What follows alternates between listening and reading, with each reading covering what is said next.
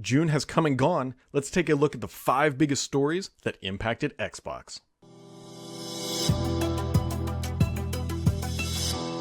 One of my favorite things to do is to take a retroflective look, if you will, at the month as they go by to try to understand what were the big stories that are actually impacting just anything in general. In this specific scenario, we're talking about Xbox and taking a look back at the month of June and what really happened and what is going to really impact the Xbox gaming brand and fans for the long term. And that's what I'm doing today. We're taking a look back at June because June was honestly really a big month. We had E3, we had a bunch of different announcements, and so these are the 5 biggest announcements that happened in the month of June that are dramatically impacting Xbox. And we're going to kick it off here with number 5, and it's actually Windows 11. And you might be wondering, why is Windows 11 talking about Xbox? Well, actually, the real reason is that there's Xbox technology coming over from the Series S and X consoles to Windows 11. Features like Auto HDR, and more importantly, the Direct Storage API. Now, the reason why this is a big deal is for developers who are building games on PC,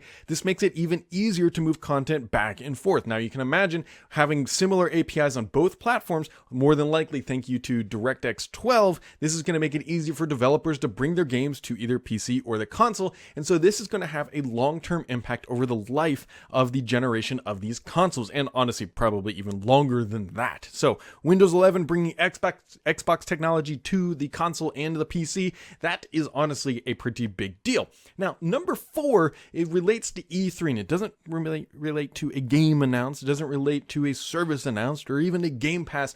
The top performing bit of news from E3 is a refrigerator. Yes, the Xbox mini fridge at E3 had 4.3 million views as of the time of the recording of this video.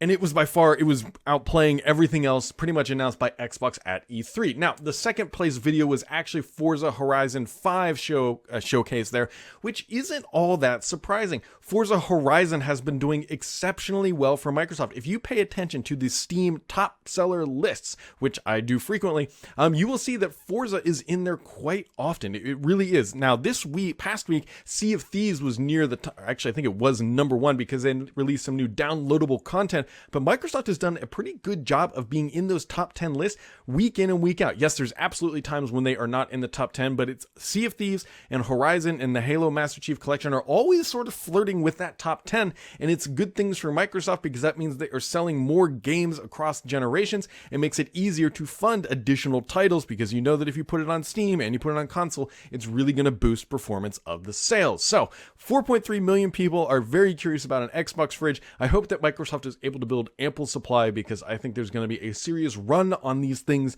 myself included. I cannot wait to put one right about here, just tap it on its little refrigerator head or whatever you want to call it, and keep my beverages nice and chilled while I'm playing the Xbox. Now, number 3 is Microsoft is looking to build cloud-native Xbox games and experiences. This is another really big deal because for Microsoft, this is something that they're looking out to the horizon. They're looking off into the distance and saying, hey, what is the gaming of the future going to be like?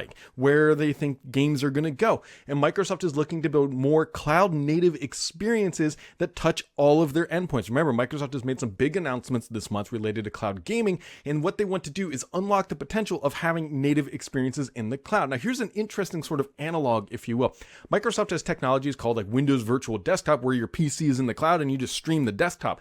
Microsoft might be very likely going to a similar gaming model. Not all games, but they might be experimenting with it. You think about it, if they build a cloud native title, they already have different endpoints, and then they just stream it down based on that endpoint scenario. So you can imagine installing a small port of the game, and then you get the other assets streamed down from a cloud native experience, and this is going to unlock Microsoft's potential. Microsoft has invested a lot of money in their cloud data centers, and it is something unique to the Xbox brand to be able to do something like this. Now, I'm not expecting anything to be launched soon, but this is a foreshadowing of where Microsoft might be taking the gaming market as they continue to expand their cloud gaming services and their hardware that is in the cloud. This is a really big deal and just something you need to pay attention to see how it evolves, and again is going to impact Xbox for the long term.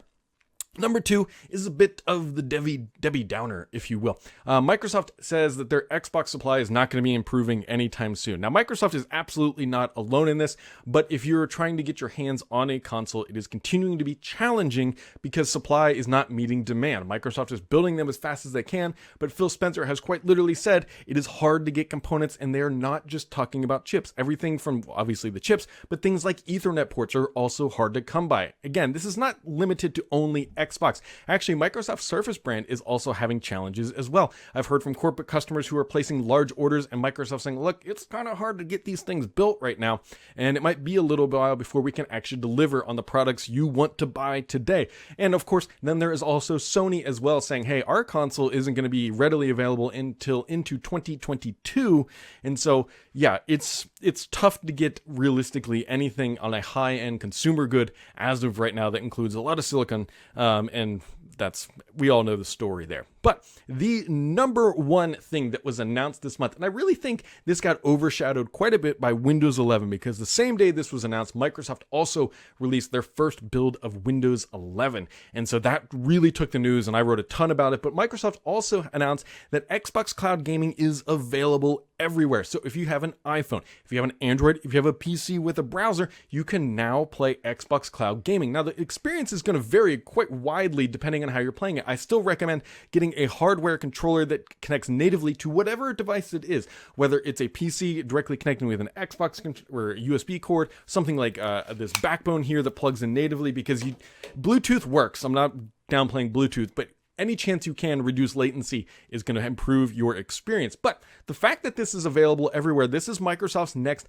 major bet. They just wrapped up fiscal year 2021 as of June 30th, and now they've got new consoles out, and they hit their milestones of making cloud gaming available everywhere, which means that for fiscal year 2022, the marching orders are definitely going to be aligned to Game Pass subscriptions. Microsoft is going to be pushing this everywhere. They're already working with mobile partners. I've seen from abroad screenshots of where saying, hey, like I can sign up for Game Pass Ultimate right through my mobile provider, just tap a little button and then I can start playing games on my phone. We already know that it's going to come to TVs as a built-in experience. Microsoft has already talked about streaming devices that they are working with. They haven't unveiled any explicitly. Microsoft is saying, hey, we're building streaming hardware. We're not going to talk any more about it. So Microsoft for the fiscal year ahead is going to be pushing Game Pass and Game Pass Ultimate heavily. That is how Microsoft has quite literally come out and said, hey, judge the Xbox org based off of Game Pass revenue. That is how Microsoft is reporting earnings for Xbox going forward. Actually, they did it for much of last year, is saying that that is how you're going to judge Xbox. Yes, they still want to sell a lot of consoles. They still want to sell a lot of controllers, but ultimately the health of the organization is based on Game Pass subscribers, and that is why Microsoft is going so heavily with it. Right now, they've already said, hey, for the next 6 months, we're launching 6 titles in 6 months, and they're going to debut on Game Pass. And Microsoft is going to continue to push that narrative extremely heavily for the foreseeable future until the next great thing comes along for Xbox. But for the next few years, I absolutely believe it will definitely be Game Pass will be the marching orders and narrative coming out of Team Xbox. So there you go, guys. Those are 5 big things that have happened that really impact Xbox for not just maybe the weeks that they were announced, but really either through the end of the year or for, the Horizon bets, not Forza Horizon, but the Horizon long-term look of the Xbox org. So as always, make sure you to keep it subscribed here, because the only BS on this channel is me.